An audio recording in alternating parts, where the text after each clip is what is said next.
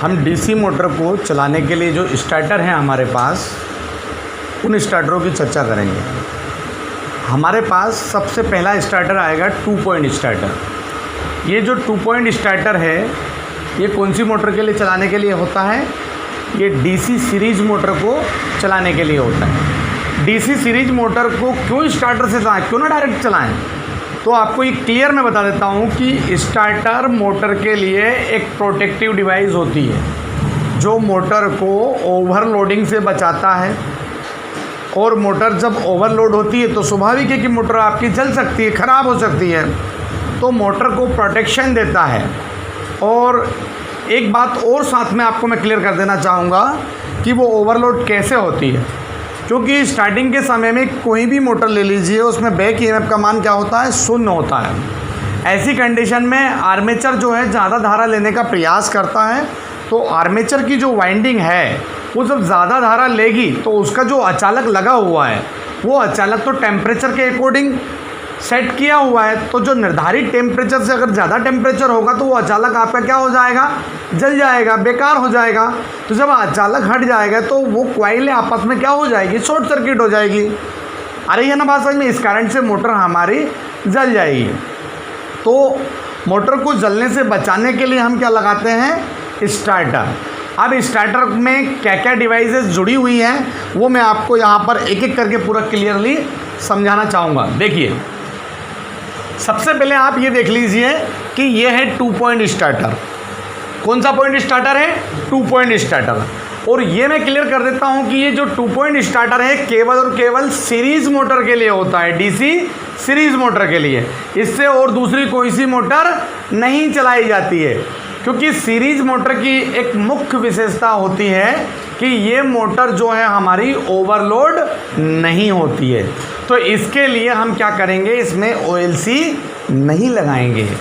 आ रही है ना बात समझ में आप लोगों को? इसमें OLC हम नहीं लगाएंगे क्योंकि सीरीज़ मोटर के ओवरलोड होने के कोई चांसेस नहीं रहते हैं।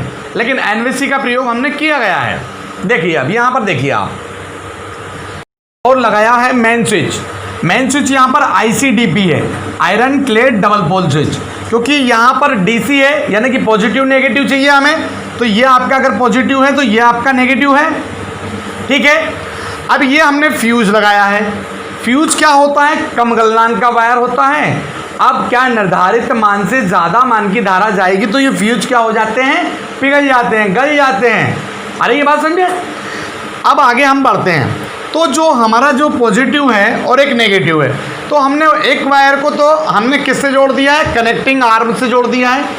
क्लियर बात है? और जो दूसरा जो है वो आर्मेचर को जाएगा।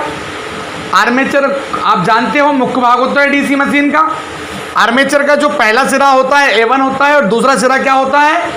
A2 होता है। अब आर्मेचर का जो संबंध होता है, आर्मेचर से जो आपकी जो सीरीज वाइंडिंग है वो श्रेणी क्रम में जुड़ी रहती है। तो यहाँ देख लीजिए, ये सीरीज वाइंडिंग है, ये है आपकी सीरीज वाइंडिंग। तो सीरीज वाइंडिंग मोटे तार की है आपकी और कम लपेटे वाली है। क्लियर बात है? अब ये सीरीज वाइंडिंग जो है किससे जुड़ी हुई है? ये जुड़ी है आपकी NVC से। क्योंकि NVC होता है नो वोल्ट कॉइल। अगर इसको वोल्टेज नहीं मिलेगा तो ये कॉइल जो है पूर्ण मैग्नेट नहीं बना पाएगी। और पूर्ण मैग्नेट नहीं बना पाएगी, अच्छी तरह से उत्तेजित नहीं हो पाएगी, तो ये इस लीवर को कनेक्ट नहीं कर पाएगी। क्योंकि मैग्नेट कम होगा तो लीवर को नहीं पकड़ेगी ये। क्लियर बात है? अब देख लीजिए, जो NVC का जो संबंध है वो हमारे ऑन कंडीशन से जो जुड़ा हुआ है प्रतिरोधक, उससे है। अब हम क्या करते हैं? यहाँ देख लीजिए, ये हमने श्रेणी में 1 2 3 4 5 प्रतिरोधक हमने लगाए हैं, उनको श्रेणी क्रम में जोड़ दिया गया है। क्लियर बात है? अब यहाँ सबसे पहले हमारा जो लीवर है, ये जो कनेक्टिंग आर्म है हमारी ऑफ कंडीशन पे, मान लीजिए कहाँ पर है? ऑफ कंडीशन पे। अब हम क्या करेंगे? ये जो स्पाइरल स्प्रिंग है इसका भी काम मैं आपको बताने वाला हूँ। अब हम क्या करेंगे? जब मोटर को हम स्टार्ट करेंगे तो सबसे पहले तो हम मेन स्विच को चालू कर देंगे, सप्लाई चालू हो गई। इसके बाद फर्स्ट स्टैंड पर लेके जाएंगे, नंबर 1 प्रतिरोधक पर लेके जाएंगे लीवर को, ये कनेक्टिंग आर्म को, तो मोटर हमारी स्टार्ट हो जाएगी, लेकिन गति कम रहेगी। फिर थोड़ी सी देर बाद हम हल्के से 2 पे कर देंगे। फिर 3 पे कर देंगे। तो ये ध्यान रखना, अभी हम 3 पे लीवर लेके आए हैं तो ये 2 प्रतिरोधक सिस्टम से हमारे हट गए हैं। फिर 4 वाले पे लेके आ गए तो 3 हट चुके हैं। फिर 5 वाले पे लेके गए तो 4 प्रतिरोधक हट चुके हैं। फिर ऑन कंडीशन पे लाएंगे तो पूरे प्रतिरोधक हमारे सिस्टम से बाहर हो जाएंगे।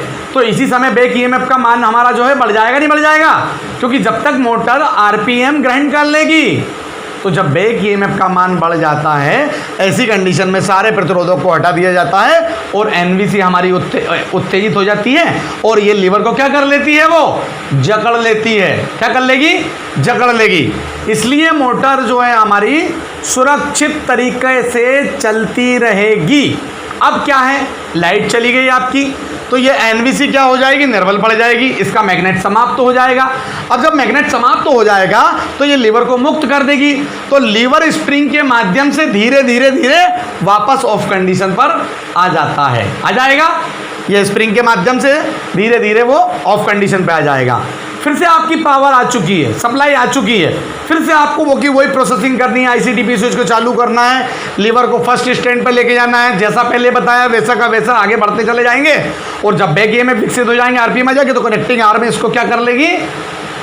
जकड़ लेगी एनवीसी कनेक्टिंग आर्म को और मोटर हमारी चलती रहेगी। तो ये जो 2 पॉइंट स्टार्टर जो था ये मैंने आपको क्लियरली समझा दिया है। ये सीरीज मोटर के लिए बनाया गया है। अगर मान लीजिए इससे दूसरी मोटर अगर हमें चलानी रहे तो हम थोड़ा सा सुधार करेंगे। एनवीसी जो लगी हुई है इसके साथ साथ हमें एक ओएलसी भी लगानी पड़ेगी, ओवरलोड कॉइल, तो हमारी दूसरी मोटरें भी चल जाएगी। तो मैं उम्मीद करता हूँ आप लोगों को कि ये जो स्टेटस आपको पूरा क्लियरली समझ में आ गया होगा। ओके, अब हम जो है इसके बाद दूसरे स्टार्टर की बात करेंगे जिसका नाम रहेगा 3 पॉइंट स्टार्टर। क्लियर?